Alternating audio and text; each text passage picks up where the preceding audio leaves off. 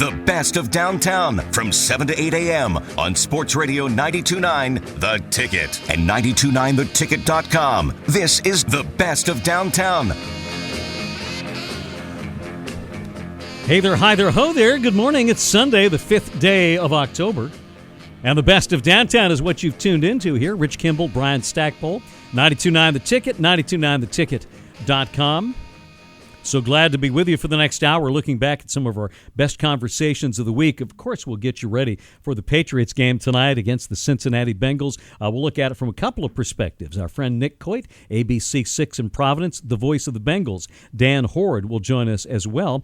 And we'll also check in with Ryan Hannable of WEEI in Boston. Get a little baseball talk with Matt Snyder from CBS Sports. And how about music legend and favorite of downtown, Eddie Money, coming up on the program as well. We'll kick things off, though, on a Sunday morning, getting you ready for that Pats game tonight. We talked with Nick Coit, our friend who used to be at Channel 5 in Bangor and now covers the Pats for ABC 6 in Providence, right on the heels of that disappointing Monday night loss, and got his thoughts on what's up with the Patriots. It's funny because I've been listening to sports radio all day. I watched the game again. I actually sucked it up because it's my day off. I watched it again just to see how futile it was, and it was. Same thing, same sick feeling in my stomach. For me, you can't just go and say, well, in Bill and Brady we trust, because when you watch a game like that, there's a lot more than just in Bill and Brady we trust. There are some major issues with this team right now, and they need to get them panned out. And you know what? I really think they're going to be better. They're gonna get better. But as Tommy Curran put it today, they may be better, but are they going to be good? And that's where the question is right now. Because when you watch that game last night, it's just there's so many problems. You can point to so many different places, Rich. I don't know where you want to begin with it. Because Let's start with the offense. 7 touchdowns scored by the offense in 4 games. Certainly you can point fingers in a lot of directions. I would suggest that you have to start with the offensive line, that maybe Logan Mankins was a bridge too far. Maybe that was the last straw, because there's nobody up there. In New England, they always try to cut corners and try to cut costs and things like that. But you knew in training camp that the offensive line was already thin. And then you cut a guy like Mankins, and I know that he had his struggles and the offensive line had struggles last year, but they didn't have this. And this isn't just struggles. This is just non-execution. This is just not fundamentally sound play on the offensive line. Nate Solder is getting absolutely burned. And we were saying that before this week, but last night, Tamba Ali comes around him and just absolutely burns him for that fumble. It's just... and there's no consistency. They're switching guys in and out. They had the 2 rookies in there last night, which I liked the move. I liked putting the rookies in there. I wanted to see what Brian Stork could do. I think he's the future at center, and I like the kid. I think he's got a little bit of grittiness to him, especially when you walk up into the locker room. He's very no nonsense, very all business type. Very, and he's got a beard too, so he's very Logan Mankins type. But cutting Logan Mankins is really. At first, I was kind of like, okay, well, let's not freak out. But you know what? It's not just his play that they're missing. It's his grittiness. It's his leadership. He'll get down in the trenches for you. He'll work hard.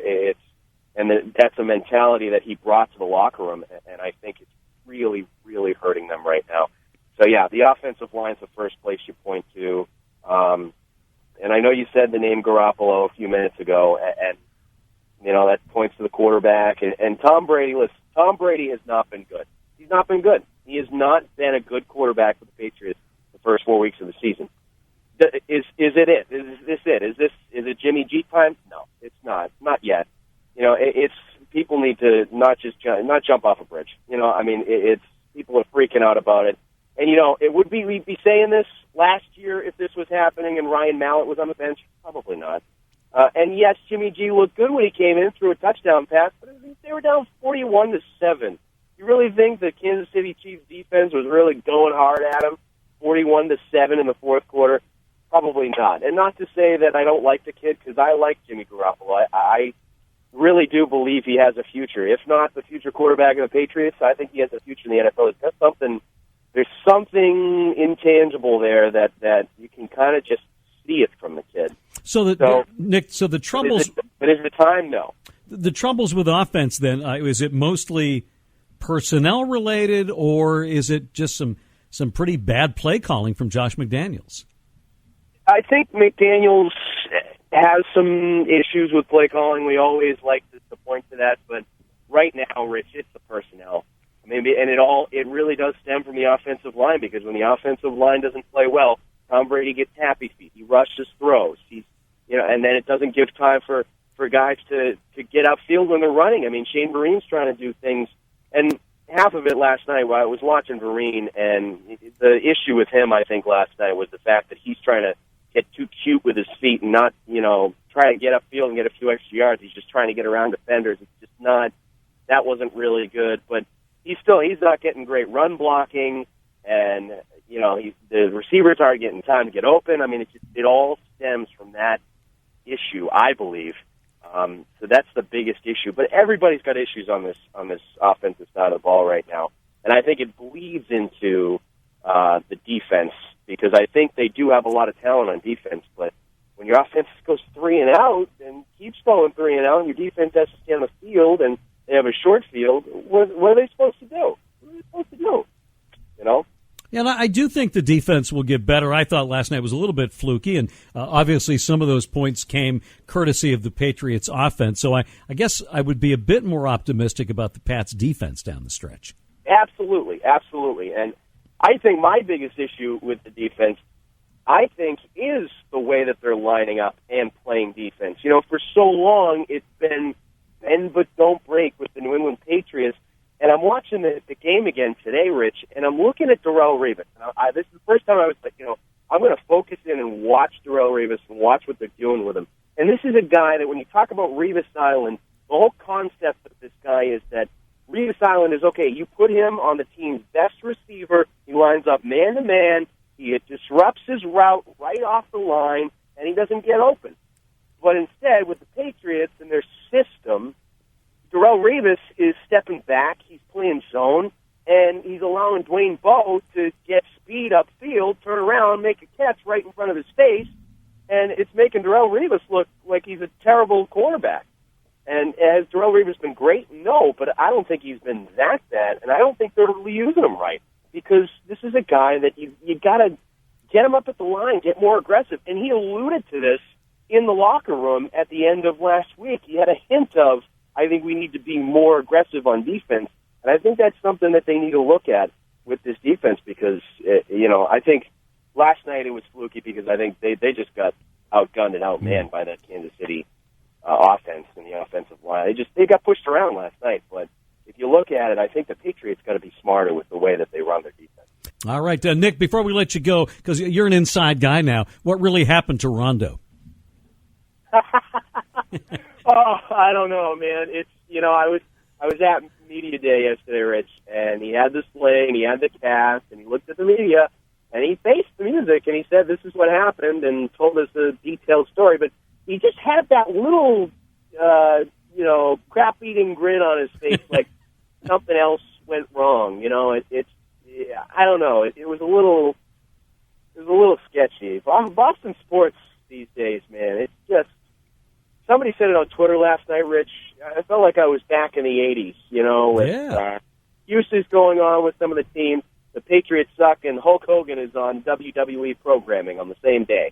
I don't know. I felt like I was back in the 80s. And that was Nick Coyd of ABC 6 down in Providence, formerly of WEEI TV5 here in Bangor, talking about the New England Patriots' loss to the Kansas City Chiefs, their upcoming matchup later on this afternoon and evening against the Cincinnati Bengals, and also about Rajon Rondo and the Boston Celtics.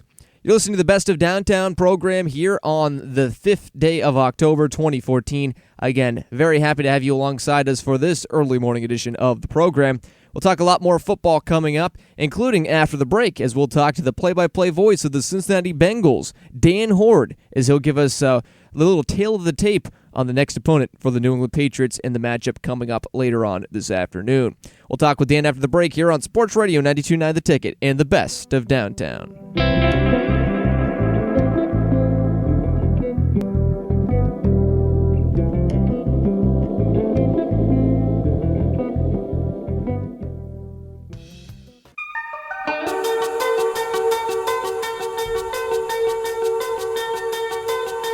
It is the best of downtown, a previously recorded edition of the show.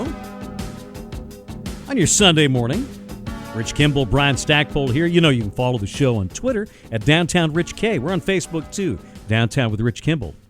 Strangely enough. Don't forget Patriots football tonight here on The Ticket. The pregame show gets underway with Gresh and Gary Tangway at 5:30. Kickoff, Bob Sosi, Scott Zolak bring it your way sometime around 8:30 tonight. Patriots taking on a Bengals team, just one of two unbeatens in the National Football League. We talked with the voice of the Bengals, Dan Hoard, earlier this week and asked him if the Bengals were performing at expectations or maybe even a little bit above so far. I would say a little better, quite honestly. I think a few people probably expected them to open the season with a win at Baltimore. That is a place they have traditionally struggled. And the fact that they have outscored their first three opponents 80-47 suggests the dominance that we have not seen previously here in Cincinnati. What's been the key to this good start so far? If I had to pick out one thing, I would say their defense. They're number one in the NFL in fewest points allowed. And offensively, they've done a nice job of avoiding turnovers and taking care of the ball. They really haven't been all that explosive yet offensively, but the defense has been tremendous through 3 weeks. Yeah, got a great edge in turnover percentage as well. And as they look at a Patriots team that's been struggling to find any kind of offensive consistency, you have to wonder if they're viewed, the Patriots are viewed maybe by the Bengals as kind of a one-dimensional team at this point. I'll tell you what, it seems to me the Bengals have more respect right now for the Patriots than New Englanders do. Based on what I've been reading and hearing this week, I know Monday night's game at Kansas City was ugly, and that the Patriots didn't look all that good in the previous game, the win over Oakland. But to me and to the Bengals, they're still the Patriots. They still have Bill and Tom, and I wouldn't panic too much yet. I think that team is going to bounce back and be just fine. Well, certainly some pressure on the Patriots this week, off to a 2-2 start, and the offense has been struggling. As far as the Bengals offense go, it's been a terrific year so far for Andy Dalton. Certainly seems to be justifying that long-term contract. He has. He's played very well, and the biggest thing for Andy is that he's only thrown one interception in the first 3 games, and even that one pick was off the fingertips of a running back. It was a pretty well-thrown ball. That's really been the only knock against Andy. He's had a great first 3 years in the NFL. He's taken the Bengals to the playoffs each of those 3 years. But he threw 20 interceptions last year. He's thrown 6 in the 3 playoff games that he's played in. If he can cut down on that number and that number alone, the interceptions, then he can take the Bengals a long way in the postseason. A.J. Green, of course, a key part of the offense as he gets set to square off against Darrelle Revis this Sunday night. What's the health of A.J.? I think he's good, to tell you the truth. He missed almost all of the second game of the season with a case of turf toe. That was against the Atlanta Falcons. He bounced back the following week and had a 100-yard receiving performance against Tennessee.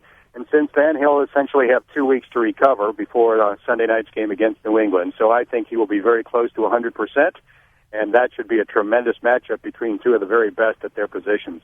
Running game has not put up huge numbers so far for the Bengals, but you got a couple of talented guys there and guys who can also catch the ball out of the backfield. No question about it. It's a tremendous 1-2 punch. Giovanni Bernard, who is the first running back taken in last year's draft, and Jeremy Hill, who is the second running back taken in this year's draft. Both of those guys were second-round picks. And I think the Bengals have really taken advantage of something that's happened in recent years in the NFL, and that is that the devaluation of the running back position when it comes to the draft. Giovanni Bernard and Jeremy Hill in previous years would have been first-round draft picks, but teams typically don't take running backs in the first round anymore, and I think the Bengals have taken advantage of that and gotten 2 really talented players without having to use a first-round pick. We're talking with Dan Hoard, the voice of the Cincinnati Bengals. On your blog, Dan, you talked about young quarterback A.J. McCarron really looking at this as a learning process and soaking up all he can from the veteran quarterbacks on the team. Yeah, it's interesting. When the Bengals selected him in the 5th round of this year's draft, a lot of folks thought that he would come in right off the bat and compete with Andy Dalton to be Cincinnati's starting quarterback this year. It hasn't played out that way, and I'll be honest, I didn't think that was going to happen.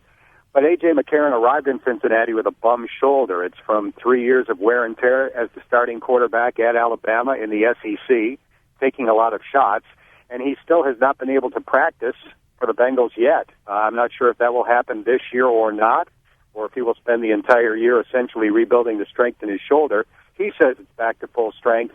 I haven't seen enough evidence to know whether that's true or not, but I think the Bengals' hope is they're going to have an excellent backup, an excellent, affordable, young backup in A.J. McCarron.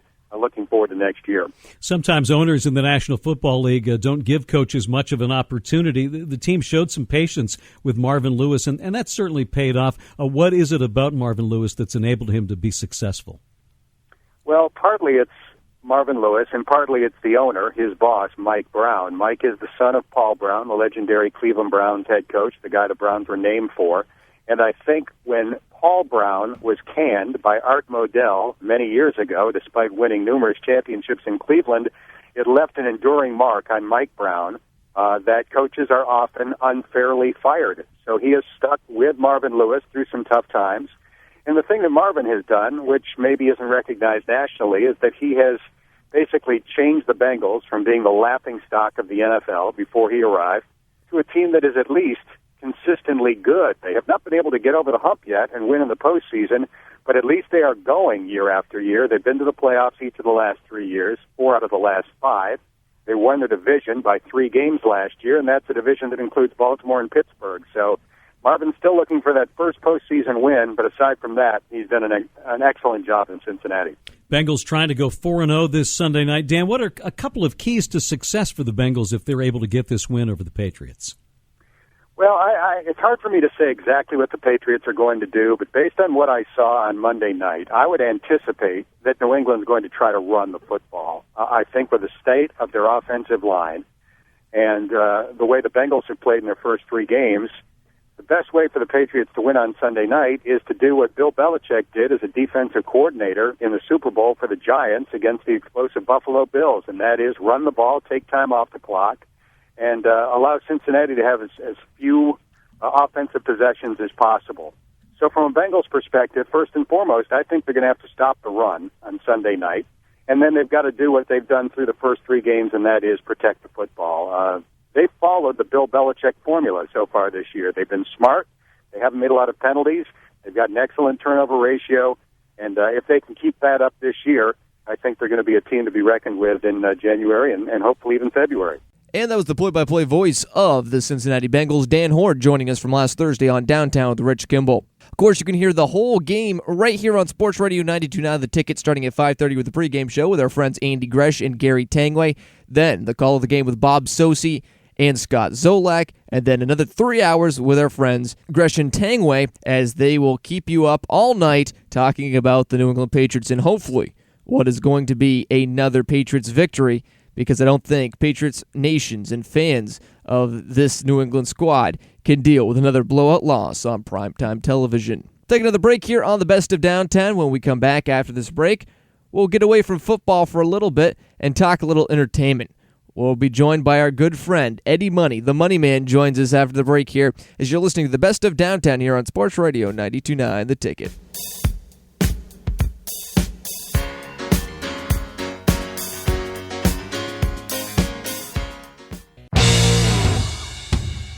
Back on the Best of Downtown Sunday morning. You know, we're still celebrating because we like a good party. 3rd anniversary and the start of our 4th season here of Downtown. And always we look back at our favorite guests and try to get them back on the show. We've always said, well, not anybody can get great guests. But you can get them once.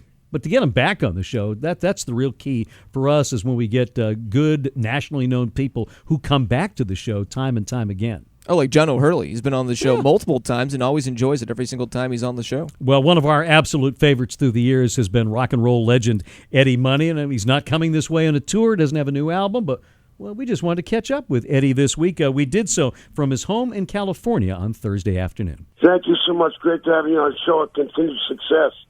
Thank you. A lot of friends are listening to you, Rich. I want to say hi to Colleen and to Diane and to a good buddy of mine, guitar player. His name is Pizza Face. He doesn't have the world's greatest complexion, but he's a great guitar player.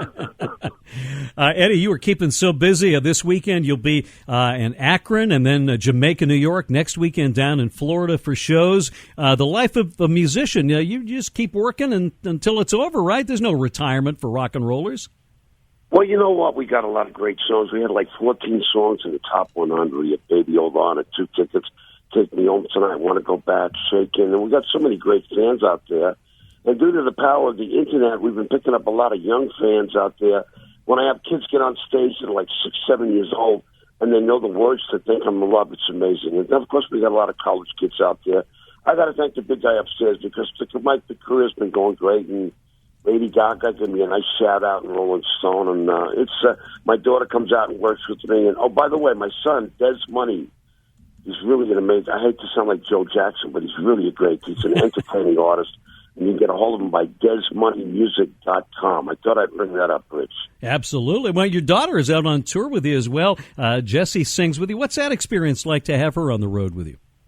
Well, you know, she's a lot. She loves Janis Joplin, and she loves all the old singers like the Chopins and Martha and the Vandellas and, Etta James. She loves all those big singers from the 60s, and she can really belt it out. She's really an amazing vocalist. She's got great stage presence, but, I mean, she's still a pain in the neck on the road, waiting for her to get in the car and putting on the makeup. You know how it is working with women. I don't have to tell you that. Now, Eddie, you've also got 4 sons. I just had a baby boy about 8, 9 months ago at an advanced age, so I need some help. Can you give me some good advice for being a good parent for a young man? Well, the thing is, when you got kids, I mean, I used to love knocking down the bevies and stuff like that, but you don't want your kids growing up and thinking your father's a hotbed or an alcoholic. So, I mean, I try to get to church once a week and pray for our troops over there in Afghanistan and Iraq. But, I've been living a clean life. I got a great wife. Kids are doing great. And she's got me on the treadmill, which I hate. And I still got all my hair. But my voice still sounds great. We open up the show with Baby Hold On. Then we do Want to Be a Rock and Roll Star. And then we do that song, We Should Be Sleeping, which was a big hit for the Beauty US commercial. And by the way, I did that Geico commercial for 2 Tickets to Paradise. So that commercial really took off. So we got a lot of great things. Rich, we're just having a lot of fun out there, Well, absolutely. And speaking of the troops, if you go to the website, www.eddiemoney.com, you can download Eddie's newest single, One More Soldier Coming Home. And when you do that, proceeds go to the Intrepid Fallen Heroes Fund. It's a great way for you and your fans to help the troops. Well, thank you so much for bringing that, Rich. Because the kids are over there. It's like 114 degrees. They got a 70-pound pack on their back. And I don't think they're over there because they're thinking about coming home and going to junior college for 2 years. They're over there because they love this country. And they're just, I'm so proud of our men and women in uniform. We get off the plane and say, let's give these kids a standing ovation. Because they're all kids to me. But, our men and women in uniform, it's great if you come after the show, come up and pick up an Eddie Money shirt or One More Soldier Coming shirt. And again, like you said, a lot of the proceeds go to the Intrepid Fallen Hero Foundation. Yes. We're talking to the legendary Eddie Money here on Downtown. So many artists today cite you as an influence on them. Who are the people that you grew up listening to that made you want to be a rock and roller? Well, I tell you, I talked to that kid from Foo Fighters, the guitar player, Dave Grohl. He's like a huge Eddie Money fan, which is amazing when you run into these people that didn't know that you were Eddie, like Keith Richards, an Eddie Money fan. It's great. I was blessed, and I've been on the radio now, Rich. You got to think of my first single came out in 1978, and we had Baby Hold On, and we had 2 tickets, and we had Walk on Water, and Take Me Home Tonight. And, we had a lot of, the guy upstairs has blessed me with a lot of great songs, and I'm proud to say that, if you go on Eddie Money show, we sound a lot like the record. I want to make sure that people don't get ripped off. If they like listening to Eddie Money on the record or the CDs, they're going to have a great song. It's a great time at the show live, I've been doing this so long, Eddie. I remember back in 78 taking that single, back when we had vinyl, taking it out of the envelope and playing it, as we used to say, right out of the box on that Columbia record label, Baby Hold On. Rich, you've been on radio as long as I've been hitting that stage. And it's great. We're surrounded by great music, and that's for people like us. That's what makes our world go round. great music. I may talk to DJs. Why are you a DJ? Because I love music. Isn't that the truth? Why do I sing in a rock and roll band? Because I love music. Eddie, you grew up in New York. You moved to the West Coast. Can you talk a little bit about the legendary Bill Graham and the influence that he had on your career? Well, Bill Graham, actually, a lot of people don't realize that during World War II, he was about 15, 16 years old, and he walked from someplace in Russia with 500 kids to Paris, and 250 of the kids died on the way. I mean, he was through the Holocaust. His sister Esther was actually in Auschwitz, and I remember she still had the tattoos, the number tattoos on her arm from Auschwitz. So Bill Graham was a self-made man. He came out of Europe, and he moved to Bronx, New York, and he was just a great guy, a great promoter. He was very close to Jerry Garcia and very close to all the people like Janis Joplin, and he was a big influence in music from the '60s, and I just thought he was a great guy. Of course, he tragically died in a helicopter accident, which was, there's no way in the world he should have been in a helicopter that night. It was just the weather was so foul. But you miss him, just like losing Stevie Ray Vaughan. You never know when your number's up, especially if you're in one of those egg beaters in the skies. I'm not crazy about helicopters. I don't know about what you think of them, Rich, but, who knows? Your music's still as popular as ever. Every once in a while, the song crops up in commercials. You talked about the Geico commercial, but the music is played all the time on classic rock radio. A whole new generation of fans. 2 Tickets to Paradise, man, bigger than ever. So, Eddie, I have to ask you, what's your idea of paradise? Well, I'll tell you the truth. To me, paradise could be like if you don't have any money, it would take. I remember the day when I wrote the song, I had a girlfriend whose parents had a little bit of money, and they were trying to steer her away from me. They wanted her to meet a congressman or the mayor's assistant, and I was in a rock band. And to me, I just wanted to get her on a bus, on a Greyhound bus, and go up to and see the big redwoods up near Redding, California. That was my 2 tickets. So, 2 Tickets to Paradise could be, going over to your brother-in-law's place in another state. It could be in Hawaii, or it could be anywhere. I mean, I think 2 Tickets to Paradise, which is the state of mind, not the location. Eddie Money, always a pleasure to talk with you. Our fans wanted to hear from you. We were excited to talk with you again. Thanks, as always, for being on the show. We wish you continued success, good luck, and good health, Eddie. Well, you got to tell everybody, come on down to the show. We got a lot of great fans out there. Just go to my website, eddiemoney.com, and come down and do some shaking with the money, man. I tell them all, Rich, I got 2 tickets, but I'm taking everybody. And that was the Money Man, Eddie Money, from last Thursday on Downtown with Rich Kimball, talking about his career and, honestly, whatever Eddie had on his mind that afternoon. You're listening to the Best of Downtown here from 7 a.m. to 8 a.m. right here on Sports Radio 92.9 The Ticket. Thanks for joining us once again on this fine day of October, the 5th day of October 2014. We'll be having another edition of Downtown with Rich Kimball coming up later for you on Monday, as we'll be doing a full slate of shows Monday through Friday from 4 to 6 p.m. Also coming up later on this afternoon, New England Patriots football, starting with the pregame show at 5:30, so be on the lookout for that. And again, MLB playoff action right here on the Ticket as well throughout the postseason here in the month of October. We'll take another break on the program. When we come back, we'll switch to baseball. Speaking of the MLB's postseason, we'll talk to Matt Snyder of CBS Sports to give us a little skinny on who he thinks might come out of these division series. That and much more still to come here on Sports Radio 92.9 The Ticket and the Best of Downtown.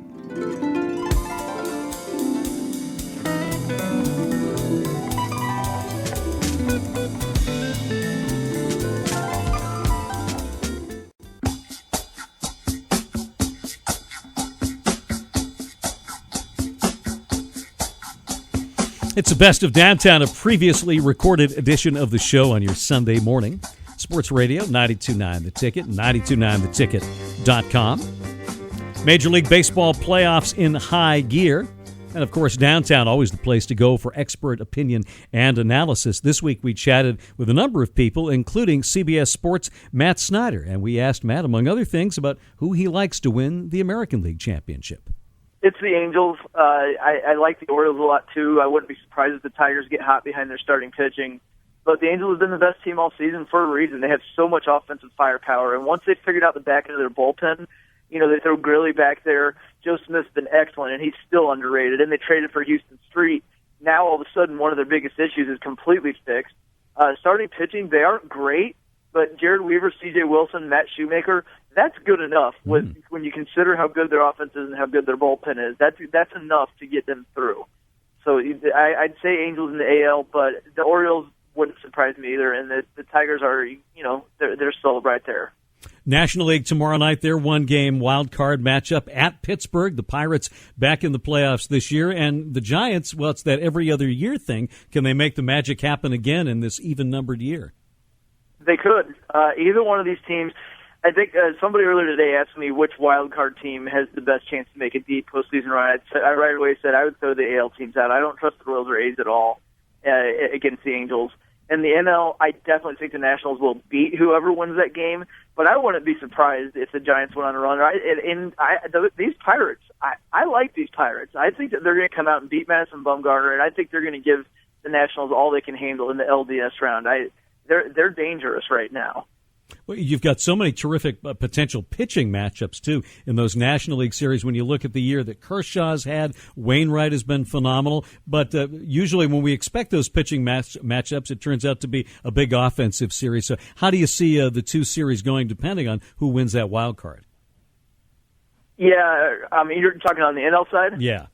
Yes, I definitely like the Dodgers over the Cardinals, but then again, the Cardinals beat them in 6 last year, and they won both games that Clayton Kershaw started. So you never know. But anytime that you can get 3 out of 5 starts total from Clayton Kershaw and Zach Greinke, you're probably in pretty good shape. And the Cardinals just aren't the same team this year offensively. So that one, I think the Dodgers will take care of them. And I do think the Nationals are going to win. The Nationals actually are going to be my World Series prediction when we post those up. They, to me, have the least downside of any team in the playoffs. They're the most well-rounded team. They're great offensively without any superstars. Where you'd say, they're the counterpoint to the Tigers for me. Like if Miguel Cabrera and Victor Martinez don't hit well, the Tigers are in a lot of trouble. You can't really pick out 1 or 2 guys from the Nationals and say that because they're so good 1 through 8, and they're good at base running. They're good at defense. Their starting pitching is going to be incredible. Strasburg's going as well as anybody right now. Jordan Zimmerman's going as well as anybody right now. Doug Fister had an ERA in the 1s in September. And, then you either go Gio Gonzalez, a left-hander with great postseason experience, or you go Tanner Roark, who was great this year. And then at the back of the bullpen, they've gotten things figured out once they put Drew Storen at closer, Tyler Clippard in front of them. Once they removed Rafael Soriano from closer, everything kind of started clicking there, too. So I think that they're the lowest odds of any team for me to have a series where you just go, man, what happened to them? And I think that there are a clear-cut top 4, but I'm going to pick the Nationals. And in the top 4, I would, just to clarify, Nationals, Dodgers, Orioles, Angels. It was a great year individually for pitching all around Major League Baseball. Now, I'm sure, weren't you the one who told us in preseason that Justin Morneau would win a batting title?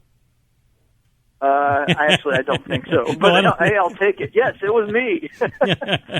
No, I don't think anybody saw that coming. I don't think so. I don't think I said that. But, it's not too surprising, him going to Colorado from Minnesota. You have to expect a little bit of a bump there as long as he was healthy. So, and good for him because he's one of the good guys in baseball, and it's good to get a bounce-back season after the down year last year. Is there any doubt after the season he had this year that Mike Trout's the best offensive player in the game? If you just say best offensive, I still would think about Miguel Cabrera because he's been hurt all year. But Trout's a good argument. Stanton's in there, McCutcheon's in there. But all around, I'm going Trout. And he should become the quote-unquote face of the game now with Jeter retiring. We're talking with Matt Snyder of CBS Sports. Matt, before we let you go now for Red Sox Nation here, it's all over. The next big day on the calendar, and this is sad, in late September is Truck Day, when the truck leaves Fenway for Florida. We need something to brighten the offseason. What would you rate the chances of Giancarlo Stanton being a Red Sox player before next spring? I wouldn't say 0 because I don't trust the Marlins, but it's pretty low. Just today, the team president came out and said Giancarlo Stanton will be in our 2015 opening day lineup. And they said the payroll is going to increase, but it's mostly going to be due to raises from guys that are currently on the roster, and Stanton's in arbitration, so he's going to get a huge raise. So they're obviously planning for that. So I hate to burst your bubble on that front, but I don't think that's going to happen. All All right, we'll keep Truck Day circled then. That's the next big one. Thanks, Matt. Yeah, I guess so. But you know what? There's free agency. There's some big name free agents, starting pitchers that are going to be out there. I think the Red Sox are going to go for one. I do think John Lester of the Cubs is what's going to happen, but I could see the Red Sox swooping in after that and getting James Shields. And that was Matt Snyder of CBS Sports giving us the skinny on who he thinks will win the American League, National League, and the Division Series, maybe even the whole thing. We'll see how well his predictions and projections of this postseason goes for all these teams left still playing baseball in the month of October. You're listening to the Best of Downtown here on Sports Radio 92.9 The Ticket. Again, thanks to you for joining us for this early morning edition of the Best of Show. We'll take another break. On the other side, we'll go back to the NFL, specifically the New England Patriots, and we'll talk to our friend Ryan Hannable of WEEI.com as he'll preview the game coming up later on this evening against the Cincinnati Bengals. That and much more still to come here on the Best of Downtown, Sports Radio 92.9 The Ticket.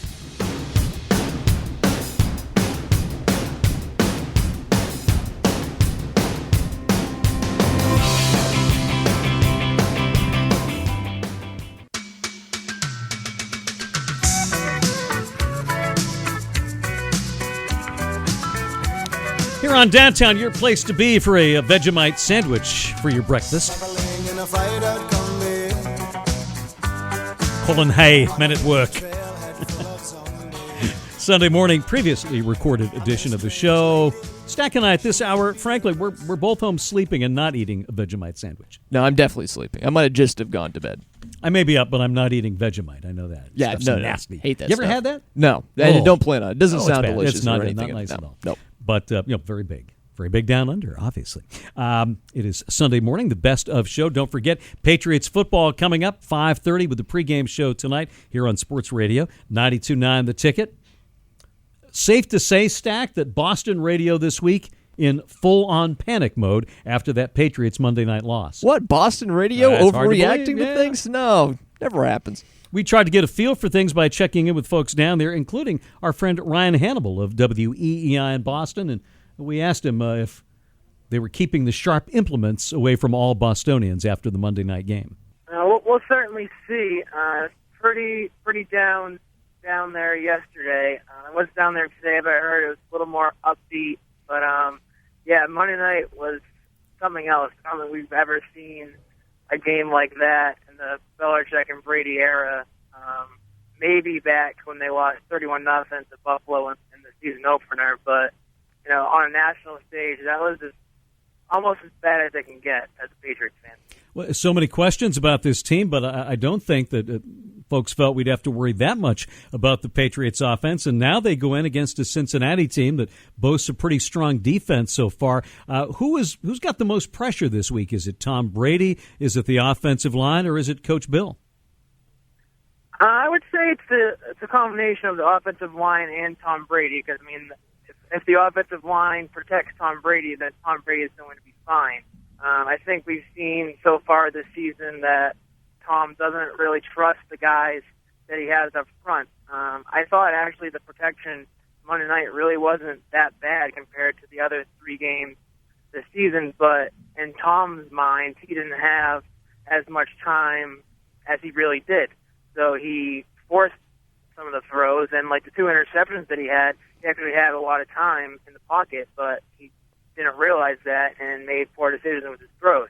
So it's a matter of him, having some trust in his offensive line, and then in turn that'll lead to better performance on his part. But it would seem that the Patriots will want to focus on getting more of a running game going this week. Do you think that's part of the strategy as they go in to face Cincinnati? We'll see. That was another thing that raised some questions Monday night. They had 3 active wide receivers and 5 running backs, but then again, they didn't commit to the run at all. Even with the first drive of the game, I don't think they ran the ball at all in that first drive. So I think they have to commit to the run first, and I think that's where it starts. Is building a solid run game to set up the pass.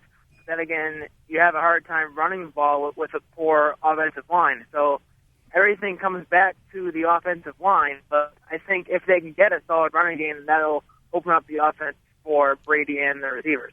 On the defensive side of things, Patriots have bolstered perhaps this week by the return of cornerback Brandon Browner. Does that help them perhaps shift things around and get Revis back on the island where he belongs? I think it helps. I don't think Browner will play as much as people think. I mean, he missed the first 4 games of the season, and he wasn't allowed to practice with the team, so he's kind of a step behind in that sense. But I think he will play in some capacity for sure. As for Revis, I think they have been holding him back in terms of, letting him be on the island, and they're putting him in zone coverage where, frankly, he doesn't belong. He's a one-on-one matchup, man-to-man guy. And this week going against A.J. Green, I think it's as big of an opportunity as any this season for Revis to shut down an opponent's number one receiver. So I think Belichick and defensive coordinator Matt Patricia really don't have a choice with the way the defense is playing, but to let Revis go free and kind of sort of have Revis silence against A.J. Green. Well, Tom Brady said it yesterday, there's still a lot of football to play for this team. Do Patriot fans at this point, just 4 games in, need to take a deep breath? I think so. I mean, Monday night is not indicative of how they're going to play the rest of the season. That's pretty much as bad as they can play. With that being said, they've had a pretty soft schedule to open the season, which, probably is good for them that they're only 2-2. If they played some better teams, you could be looking at, a 1-3 outcome. They're 2-2. Their division is one of the worst in the league. So they're still tied for first place in that sense. So they're going to be there at the end, especially in the division with, the Miamis, the Jets, and the Bills. They're not strong teams. I can't imagine any of those other teams being better than, say, 8-8 or 9-7. So they're going to be in the division hunt for the rest of the season. But with that being said, that's not where the Patriots want to be. They want to be with the cream of the crop in the AFC. And I think this is as good of a week as any to prove to the rest of the league on a national stage that Monday night was just a fluke, and they're going to be there with the rest of the AFC in the end. And that was Ryan Hannable of WEEI.com previewing tonight's Patriots-Bengals matchup, which you can hear right here starting at 5:30 p.m. with the pregame show on Sports Radio 92.9 The Ticket.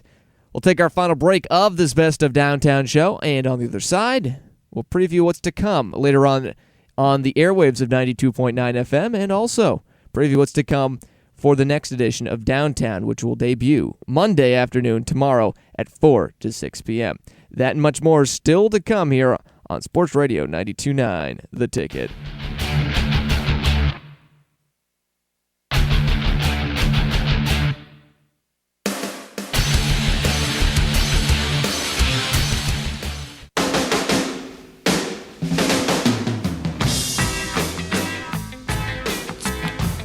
Yeah, getting set to wrap it up here. Best of Downtown, your Sunday morning. Thanks for getting up early, spending a little quality time with us here on Downtown.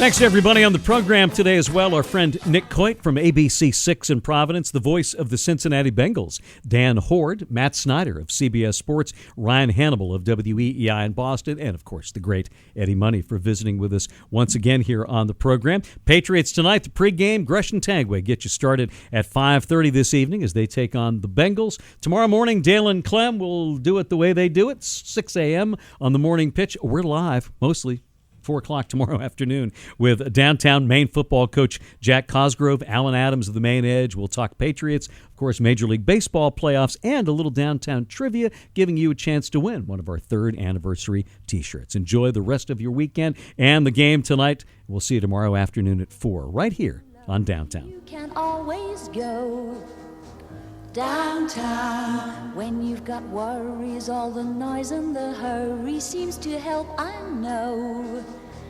Downtown, just listen to the music of the traffic in the city. Linger on the sidewalk where the neon signs are pretty. How can you lose? The lights are much brighter there. You can forget all your troubles, forget all your cares. So go downtown. Things will be great when you're downtown. No finer place for sure. Downtown, everything's waiting for you.